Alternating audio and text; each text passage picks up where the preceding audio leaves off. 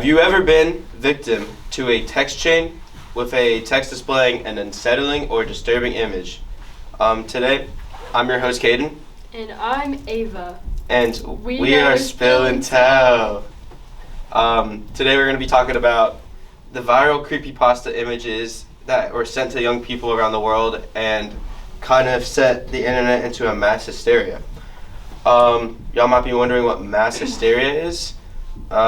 So mass hysteria, it stands for mass psychogenic illness, or MPI. So it's real? Yeah, it's real. It's pretty much when a rapid spread of physical or real physical or psychological symptoms within a cohesive group. So pretty much some kind of stress or fear will spread amongst a social grouping, and you'll get real symptoms like dizziness, fainting, nausea, just because some kind of fear or panic was set amongst y'all. That is crazy. So now that y'all know what a mass hysteria is, that'll be our main point today. Let's get into some of the creepypastas we have set up. Let's do Momo first. All right. Because that's the most famous one out of all of them.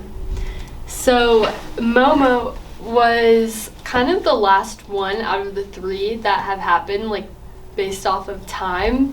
But Momo was originally a picture that was posted off of a mysterious WhatsApp account called Momo, and it was basically a girl, but she didn't have a body. She had 2 chicken feet and really large eyes that were just back in her head, and a smile that was didn't have lips or teeth. It was just a V that went up across her face, and she had gross looking hair, looked like she was out of The Grudge or The Ring or something.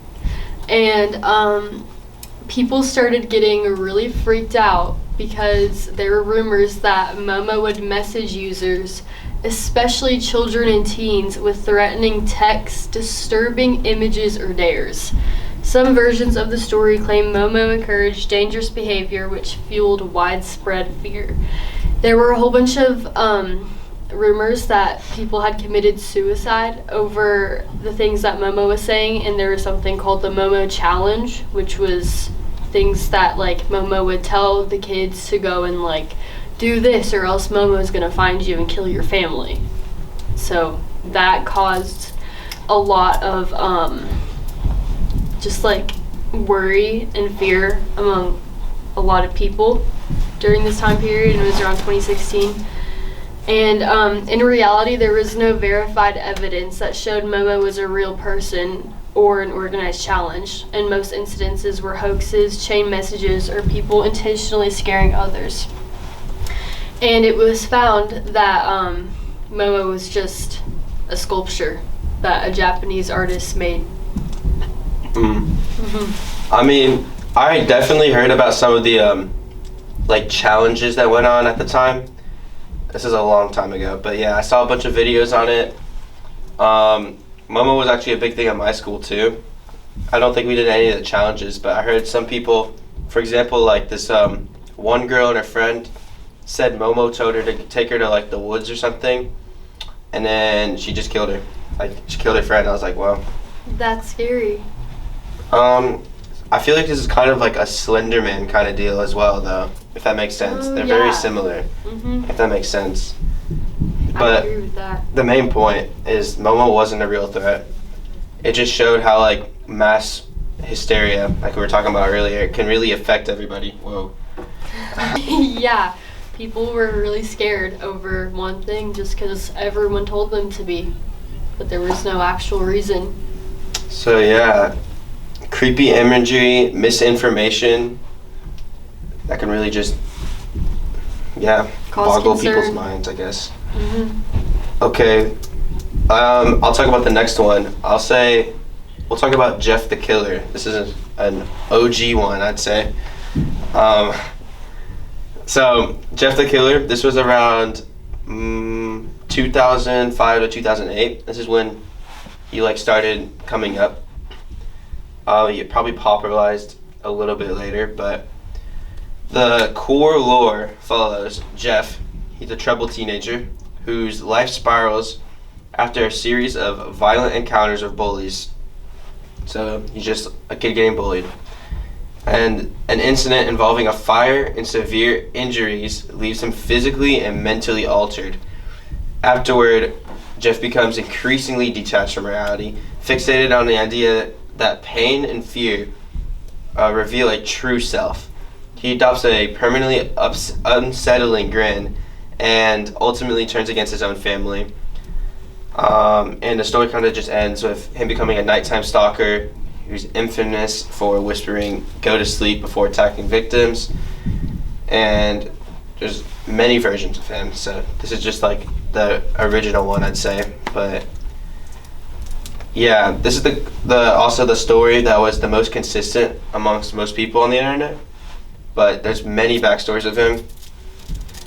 Pretty much though, he got bullied. Some like flammable liquid got dropped on him or something like that, and apparently there was like a candle nearby.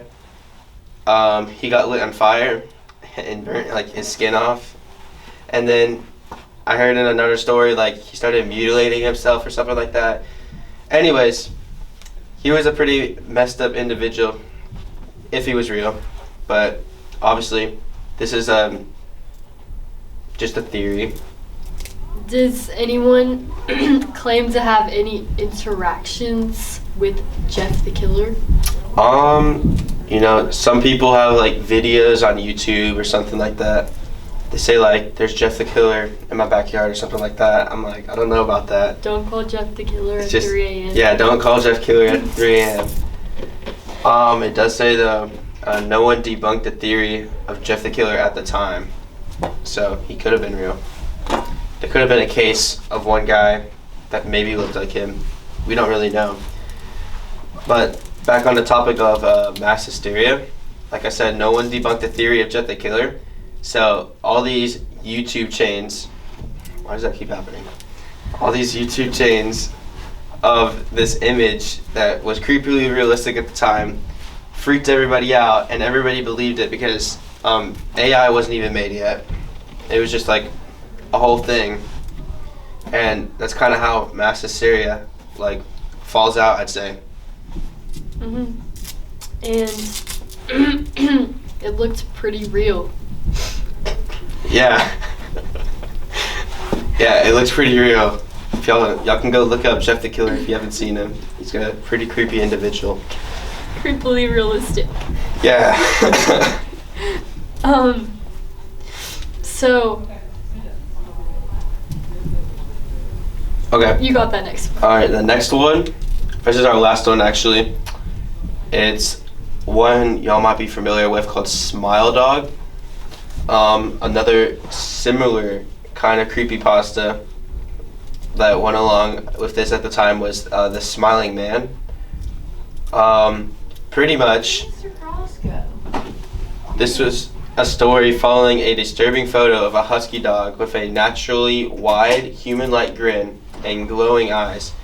According to the lore, anyone who sees this image begins experiencing intense nightmares, paranoia, hallucinations, and these symptoms don't stop unless the victim shares the image with someone else, spreading the curse.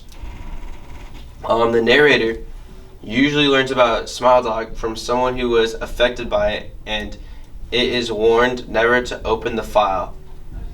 The horror comes from the idea of the digital contagion. Digital contagion, I think. Yeah, something like that. The image itself isn't the threat, or is the threat, and survival requires passing the threat on to others. So it's like those texts that say, "Send this to 20 people," or "Sally is gonna come and kill you." Yeah, or Smiling Man. I got sent these when I was a little kid and I got freaked out. Like, they'll just send you a creepy image and say, if you don't send us to 20 people, you'll die in 3 days or something like that. Oh no. Or a man will appear in your closet. You never know. Stuff like that. Obviously, it's not real. Let's see. Smile Dog became popular because it tapped into early internet fears about unknown files, chain messages, and the idea that something harmful could exist purely online. And like many creepypastas, There's not a single official version, and its power comes from repetition and retelling rather than canon. So, basically, back to mass hysteria again. People just made it a lot worse than it really was. People just started spreading it around. Everybody didn't really know, because this is wasn't this around the time phones just came out? Mhm. So nobody really knew what to do with a phone as much. They didn't realize this is fake. They all thought it's real. They thought if somebody texted you, that's a real person, or somebody that actually might do something. But no, it's just mass hysteria, I'd say. Yeah, that was affecting people a lot during this age of new iPhones. All that spam mail Yeah. saying that it's a curse. I guess mass hysteria was very people mentally, and what makes creepypasta is what it is not the monster. It's the way that people view these stories and the psychological take of these creepypastas is how it spreads and what lasts. Yeah, so, remember, you make fear have power, pretty much, that's what it's saying. Preach.